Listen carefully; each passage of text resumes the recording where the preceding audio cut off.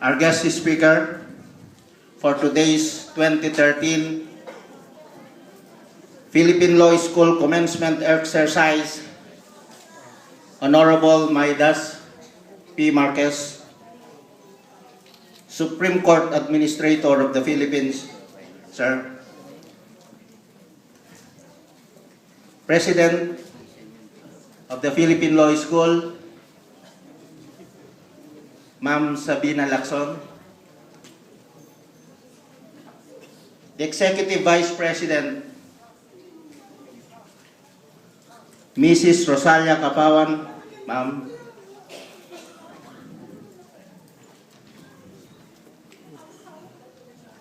members of the administration and the teaching staffs, families of the graduates, ladies and gentlemen, good afternoon or good evening.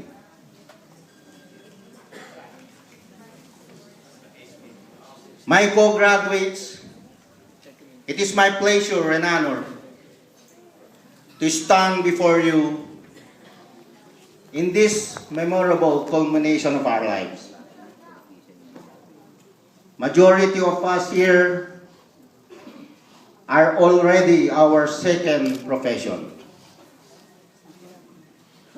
I know also that each one of us continue this second career to prove something, not only to ourselves, but also to the nation as a participating citizen.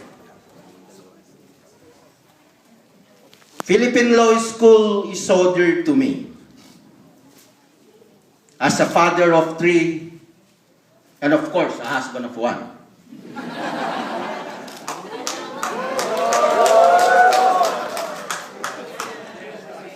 A co-provider for the needs of the kids, an employee, entrepreneur, and a public servant. I should not hear without the flexibility of time given by the Philippine Law School.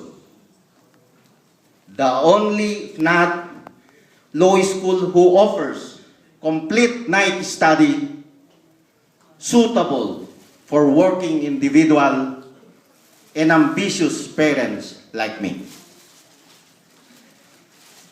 During my stay in the College of Law, I have learned a lot.